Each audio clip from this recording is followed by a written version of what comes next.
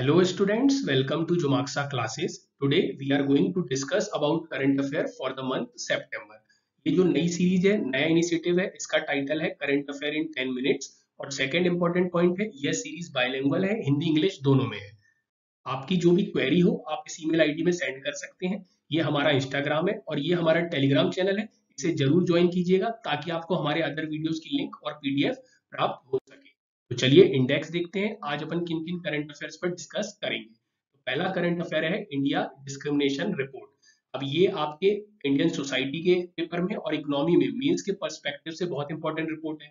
दूसरा current affair है world ozone day, ये आपके एनवायरनमेंट में यूजफुल रहेगा। और तीसरा और मोस्ट इंपॉर्टेंट है आपके लिए कुछ फैक्ट्स हैं प्रीलिम्स के लिए which is very useful for your prelims exam. तो आज मेंस में 2 ही न्यूज रखी है, कल का वीडियो नहीं देखा देखिएगा, उसमें मेंस में 3 न्यूज रखी थी। न्यूज जितनी इंपॉर्टेंट है उस अकॉर्डिंग अपनी सीरीज में वेरी करेगी। तो चलिए पहले करंट अफेयर को देखते हैं।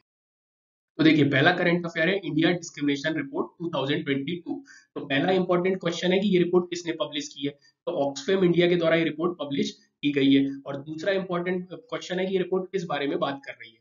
तो देखिए होता क्या है, जैसे फॉर एग्जांपल मान लीजिए आपको मालूम है कि एक जॉब या एक पोस्ट जो है निकली है ना, मार्केट में एक जॉब या एक पोस्ट निकली। अब इस जॉब इस पोस्ट के लिए बहुत सारे लोग अप्लाई करते हैं, लेकिन बाद में ये देखा गया है कि यदि इसी जॉब के लिए मेल और फीमेल दोनों अप्लाई करते हैं और सेलेक्ट हो जाते हैं और मेल और फीमेल का सेम एक्सपीरियंस है, सेम क्वालिफिकेशन है, उसके बावजूद मेल को जो है सैलरी ज्यादा मिल रही है एज कम्पेयर टू फीमेल, है ना। तो ये एक तरीके का डिस्क्रिमिनेशन है। जो अपना डिस्क्रिमिनेशन होता है इसकी डेफिनेशन बहुत ब्रॉड होती है। अपन इकोनॉमी के पर्सपेक्टिव से डिस्क्रिमिनेशन देख रहे हैं, जिस बारे में रिपोर्ट बात कर रही है। यदि एक पोस्ट है उसमें मेल और फीमेल दोनों सेलेक्ट होते हैं और मेल और फीमेल का सेम क्वालिफिकेशन सेम एक्सपीरियंस है, तो भी सैलरी मेल को ज्यादा मिलती है और फीमेल को कम मिलती है, ये एक डिस्क्रिमिनेशन हो गया। इसी तरीके से इसी पोस्ट के लिए एससी एसटी और मुस्लिम सेलेक्ट होते हैं, तो उनकी सैलरी कम होती है as compare to non SC non ST और नॉन मुस्लिम। तो ये एक तरीके का डिस्क्रिमिनेशन है। अब अपन इसमें देखते हैं की हाईलाइट ऑफ द रिपोर्ट। आपको रिपोर्ट समझ आ गई होगी और रिपोर्ट किसने पब्लिश की है ये भी मैंने आपको बता दिया ना, आप हिंदी में भी देख सकते हैं। या अब की हाइलाइट्स ऑफ द रिपोर्ट पे अपन डिस्कस करते हैं। जैसा मैंने आपको बताया कि वुमेन जो ज्यादा फेस कर रही है डिस्क्रिमिनेशन, फिर आपको ये डेटा मेंस में यूज करना है ताकि आपके क्या हो, नंबर ज्यादा या नंबर आप गेन कर सके। तो रिपोर्ट में ये बताया 2004-5 से 19-20 के बीच में जो है डिस्क्रिमिनेशन इतना बढ़ गया है। फिर यहाँ मैंने आपको बता दिया मार्जिनलाइज्ड कम्युनिटी मतलब एससी एसटी ट्राइबल पीपल मुस्लिम, इनके साथ डिस्क्रिमिनेशन ज्यादा हो रहा है जॉब मार्केट में। फिर आप यहाँ हिंदी में भी पढ़ सकते हैं। अब यहाँ पे की हाईलाइट में अगला पॉइंट, आप ये डेटा जो है यूज कर सकते हैं मेंस में कि जैसे क्या बोलते हैं जो सेल्फ एम्प्लॉयड वर्कर जो होते हैं, जो खुद का काम करते हैं या खुद से कमाते हैं खुद का बिजनेस करते हैं, उनकी सैलरी जो है वो नॉन एससी एसटी में ज्यादा है as compare to SC ST, ये भी एक डिस्क्रिमिनेशन हो गया। और ये डेटा भी आप मेंस में यूज कर सकते हैं। अब अपन देखते हैं रीजंस क्या है डिस्क्रिमिनेशन, आप यहाँ हिंदी में भी देख सकते हैं। अब देखिए डिस्क्रिमिनेशन के रीजन, ये आपके मेंस के लिए बहुत इंपॉर्टेंट है। तो देखिए आपको मालूम है कि जो अपनी सोसाइटी है वो पेट्रियार्कल सोसाइटी है ना, जो मेल को है ज्यादा डोमिनेंस है। दूसरा है अपने यहाँ बहुत ज्यादा प्रीजुडाइजेस है, बहुत सारे कस्टम पूर्वाग्रह हैं। तीसरा अपना एजुकेशन सिस्टम, और जो वुमेन है उनका एजुकेशन उतना ज्यादा नहीं है क्योंकि अपन मेल को पढ़ाने में ज्यादा ध्यान देते हैं एज कम्पेयर टू वुमेन। और दूसरा क्या है, वुमेन के ऊपर जो है घर की रिस्पॉन्सिबिलिटी भी होती है, तो उस कारण वो जॉब पे नहीं जा पाती, तो उनका वर्क एक्सपीरियंस भी नहीं बढ़ता है। तो इस तरीके के बहुत सारे रीजन है जो डिस्क्रिमिनेशन के हैं। अब देखिए डिस्क्रिमिनेशन को रोकना है तो उसके कुछ ना कुछ उपाय होंगे, तो आपके कॉन्स्टिट्यूशन में ही बहुत सारे उपाय दिए गए हैं या सॉल्यूशंस प्रोवाइड किए गए हैं। जैसे आर्टिकल 14 देखेंगे इक्वलिटी बिफोर लॉ, तो लॉ के सामने सब समान है, सब इक्वल है, तो फिर क्या मेल हो क्या फीमेल हो क्या एससी हो क्या एसटी हो, इस तरीके से। सेकंड है प्रोहिबिशन ऑफ डिस्क्रिमिनेशन, इसमें रेस कास्ट सेक्स इसके आधार पर कोई भी प्रोहिबिशन नहीं किया जाना चाहिए, ये भी संविधान में आर्टिकल 15 में दिया है। और फिर लास्ट है equality of opportunity in public employment, जो आर्टिकल 16 में दिया है। इनको अपन पॉलिटी की सीरीज में और डिटेल में डिस्कस करेंगे। अब देखिए इंपॉर्टेंट होता है कि इससे क्या क्वेश्चन आ सकता है, तो आपसे मेंस में पूछा जा सकता है कि व्हाट आर द चैलेंजेस, ये पूछा जा सकता है what are the reasons for discrimination and what are the key initiatives are taken by government. तो आपको उसमें उसका इंट्रो लिखना है, फिर आपको उसकी मेन बॉडी मतलब क्वेश्चन की क्या डिमांड है, और फिर लास्ट में आपको सॉल्यूशन प्रोवाइड करना है दोस्तों कि गवर्नमेंट ने क्या की इनिशिएटिव चलाया और उनके उनमें आपको डेटा बता के बताना है कि इतना ज्यादा प्रोग्रेस हो गई है। तो इस तरीके से ये मेंस में आ सकता है और प्रीलिम्स में भी ये रिपोर्ट को पूछा जा सकता है स्टेटमेंट के फॉर्म में। तो चलिए अपन नेक्स्ट करंट अफेयर को देखते हैं, यहाँ आप हिंदी में भी देख सकते हैं। ये यहाँ पे मैंने कुछ गवर्नमेंट के इनिशिएटिव डाल दिए थे, आप चाहे तो पढ़ सकते हैं। बेटी बचाओ बेटी पढ़ाओ, और ये प्रधानमंत्री महिला शक्ति केंद्र स्कीम, ये बेटी बचाओ बेटी पढ़ाओ 2015 में स्टार्ट की गई थी और इसके काफी अच्छे परिणाम आए हैं। तो इस तरीके की और योजना को बढ़ावा देने की जरूरत है। आप हिंदी में भी देख सकते हैं। अब अपन बात करते हैं world ozone day.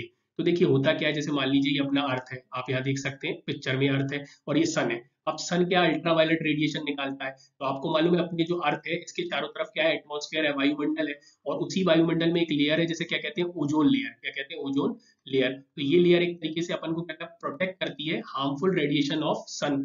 Harmful radiation of sun, जो यूवी रेडिएशन होते हैं सन के, उससे अपने को कौन प्रोटेक्ट करती है, ये ओजोन लेयर। अब हो क्या रहा है, ये ओजोन लेयर अपन को क्या है, नेचुरली प्रोवाइड की गई है ना, प्रकृति ने दी है। लेकिन हुआ क्या है, अपन ने बहुत सारे कुछ केमिकल यूज करके, जैसे आपको मालूम होगा सीएफसी को यूज करके और अन्य केमिकल को यूज करके इस ओजोन लेयर को क्या किया, डिप्लीट किया है, या इसका क्या किया है, क्षरण किया है। तो जिसके कारण क्या आने वाले समय में क्या है, अपन को डिसएडवांटेज हो सकता है या हानि हो सकती है। तो इसको रोकना है, इसी को रोकने के लिए बहुत सारे प्रोटोकॉल चले, उनमें से एक प्रोटोकॉल था मॉन्ट्रियल प्रोटोकॉल।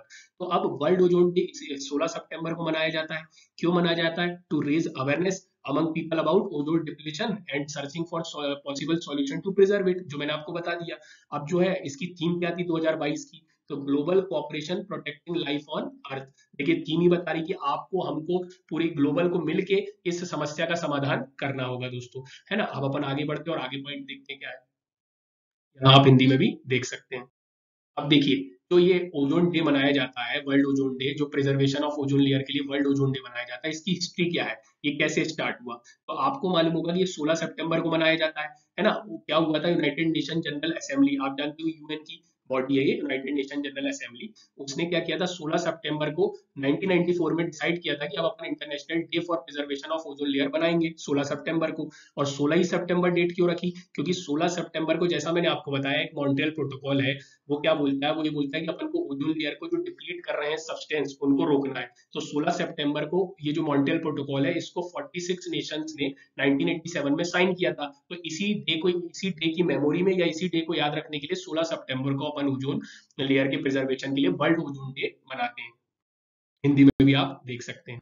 अब अपन बात करते हैं मॉन्ट्रियल प्रोटोकॉल क्या है, क्योंकि मॉन्ट्रियल प्रोटोकॉल साइन हुआ था, उसी की मेमोरी में बना रहे हैं, तो आपके लिए इंपॉर्टेंट हो जाता है मॉन्ट्रियल प्रोटोकॉल क्या है। तो जैसा मैंने आपको बताया कि सन की जो हार्मफुल रेडिएशन है यूवी, उससे कौन प्रोटेक्ट कर रही है अपन को, जो नेचुरल एक लेयर है ओजोन लेयर। और ओजोन लेयर क्या होता है, आपको मालूम होगा कि ओजोन जो है ऑक्सीजन और एक नेसेंट ऑक्सीजन से मिलके क्या बन जाता है, ओजोन बन जाता है। और ये अपने को क्या कर रहा है, प्रोटेक्ट कर रहा है हार्मफुल रेडिएशन से। और इसके बारे में बहुत ज्यादा डिटेल में आपको एनवायरमेंट की सीरीज में डिस्कस किया जाएगा। तो ये इसी को बचाना है, इसी को रेगुलेट करना है, जो केमिकल्स इसको डिप्लीट कर रहे हैं उनको रोकना है। इसी के लिए हुआ था मॉन्ट्रियल प्रोटोकॉल, है ना। और इससे क्या होगा, जो हार्मफुल अल्ट्रावायलेट रेडिएशन है सन के, वो अर्थ पे नहीं आ पाएंगे, तो आपको बहुत ज्यादा समस्या जैसे स्किन कैंसर एटसेट्रा बीमारी नहीं होंगी या डिसीज नहीं होंगी। और ये ओनली ट्रीटी है, याद रखिएगा, ओनली यूएन ट्रीटी है जो रेटिफाइड की गई है बाय 198 यूएन मेंबर स्टेट्स।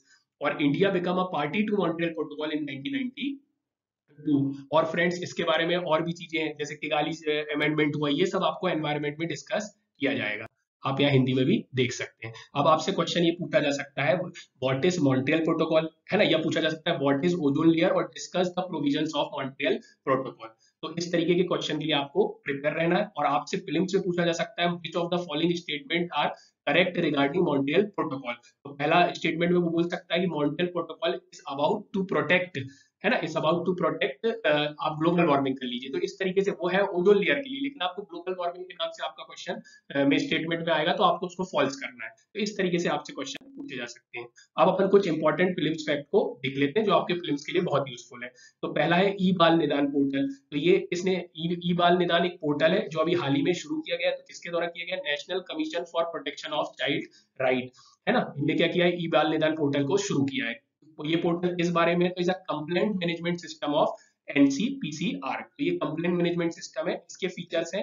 ये क्या करता है, एक्चुअली आप यदि कहीं देखेंगे कोई बच्चों का शोषण हो रहा है, तो इस पे जाके आप कंप्लेन कर सकते हैं। और कंप्लेन कहाँ से आई, उसका ये बाइफिकेशन भी कर सकता है और ट्रैकिंग भी कर सकता है कंप्लेन को हर स्टेज में दोस्तों। तो इसके बहुत सारे फीचर्स हैं, और बेसिकली ये इसलिए कि आप जाके कंप्लेन कर दिए यदि कहीं आप बाल शोषण होते देख रहे हैं। तो यहाँ पे हिंदी में भी देख सकते हैं। देखिए सेकंड इंपॉर्टेंट प्लेन्स फैक्ट है आईएनएस तर्कस मिशन। तो आईएनएस तर्कस मिशन क्या है, तो हाल ही में क्या हुआ है, गल्फ ऑफ गिनी में एंटी पायरेसी ऑपरेशन को रोकने के लिए है ना। इंडियन नेवी ने क्या किया है, आईएनएस तरकस को अभी वहां पे डिप्लॉय किया है। आप यहाँ आईएनएस तरकस की पिक्चर भी देख सकते हैं। एक इंडियन नेवल शिप है तरकस, तो वहां क्यों कहाँ किया है, गल्फ ऑफ गिनी में किया है, एंटी पायरेसी ऑपरेशन को रोकने के लिए किया है। अब क्या हुआ है, तो वहां पे जब अपन ने उसको डिप्लॉय किया तो वहां एक जॉइंट मैरीटाइम एक्सरसाइज भी किया अपन ने with Nigerian navy petrol ships NNS कानो और ओसुन और सोकोटो और निगुरू। ये सब क्या है, नाइजीरियन नेवी पोर्टल शिप्स हैं। और जो अपन ने वहां डिप्लॉय किया और वहां नाइजीरियन कंट्री की भी शिप्स आई थी, और फिर अपन ने एक एक्सरसाइज कंडक्ट की है टू टू क्या करना है, अपन को प्रोटेक्ट करना है एंटी पायरेसी ऑपरेशन। फिर आईएनएस तरकस के बारे में कुछ जानिए। तो आईएनएस तरकस इज द सेकंड तलवार class frigate constructed for the Indian navy, और उसको कहाँ बनाया गया, यंतार शिपयार्ड में बनाया गया, रशिया में, है ना। आप यहाँ पे रीड कर सकते हैं। फिर आप यहाँ हिंदी में भी देख सकते हैं। अब आता है रामकृष्ण मिशन अवेकनिंग प्रोग्राम। तो हाल ही में क्या है, यूनियन मिनिस्टर फॉर एजुकेशन ने ये प्रोग्राम लॉन्च किया है, awakening program for school student. तो आपको इंपॉर्टेंट ये याद रखना है कि आपको इस प्रोग्राम का क्या इनिशिएटिव है, किस चीज के बारे में, तो पर्सनैलिटी डेवलपमेंट के बारे में। पर्सनैलिटी डेवलपमेंट क्या होती है, तो जैसे आपको मालूम होगा, कोई भी हो यदि उसको एजुकेशन और उसको अच्छा हेल्थ, है ना, एजुकेशन और हेल्थ पे काम किया जाए तो उसका क्या हो सकता है, ओवरऑल डेवलपमेंट हो सकता है। तो ये नेशनल एजुकेशन पॉलिसी के लाइन में अपने को पर्सनैलिटी डेवलपमेंट करने के लिए बच्चों का ये प्रोग्राम स्टार्ट किया गया, और ये क्लास 1 से 5th के लिए है। आप यहाँ हिंदी में भी पढ़ सकते हैं। अब देखते हैं अपन India first lithium cell plant. तो अब ये कहाँ लगाया गया, तो आप यहाँ देख सकते हैं तिरुपति आंध्रा में लगाया गया। इसकी कितनी क्षमता है, तो आप यहाँ देख सकते हैं, है ना। और फिर इसके बाद जो इंडिया का largest lithium ion battery plant कहाँ लगाया गया है, गुजरात में लगाया गया। आप इसको रीड कर लीजिएगा, यहाँ आप हिंदी में भी देख सकते हैं। अब अपन लास्ट प्रीलिम्स फैक्ट की तरफ बढ़ते हैं, आदिवासी ग्रुप एग्रीमेंट। तो अभी हुआ क्या है, आसाम की गवर्नमेंट और भारत की गवर्नमेंट और 8 आर्म्ड आदिवासी ग्रुप आसाम के जो है, आपको मालूम है अपना जो पूर्वोत्तर क्षेत्र है वहां पे बहुत सारे आर्म्ड ग्रुप है, तो वहां पे शांति या पीसफुलनेस के लिए क्या होता है, बहुत सारे एग्रीमेंट होते हैं। उसी तरीके का एक एग्रीमेंट हुआ है। अब ये ट्राइपार्टाइट एग्रीमेंट है, 3 लोगों के बीच में हुआ है। इसलिए हुआ है वही हिंसा को खत्म करना, अबंडन वायलेंस। आदिवासी वेलफेयर और डेवलपमेंट एक काउंसिल बनाई जाएगी जो उनका वेलफेयर करेगी, और Adivasi welfare and development council 2 बार रिपीट हो गया, तो इसको आप देख लीजिएगा। तो Adivasi welfare and development council बनाई जाएगी, वायलेंस को रोकना है, उनको बहुत सारे पैसे दिए जाएंगे उनके विकास के लिए। तो इस तरीके से ये ट्राइपार्टाइट एग्रीमेंट हुआ है। आपको ध्यान रखना, आपसे प्रीलिम्स में क्वेश्चन पूछा जा सकता है। यहाँ आप हिंदी में भी देख सकते हैं। चलिए, thank you, thanks for watching. आपको अच्छा लगा हो तो शेयर, लाइक, सब्सक्राइब जरूर कीजिए।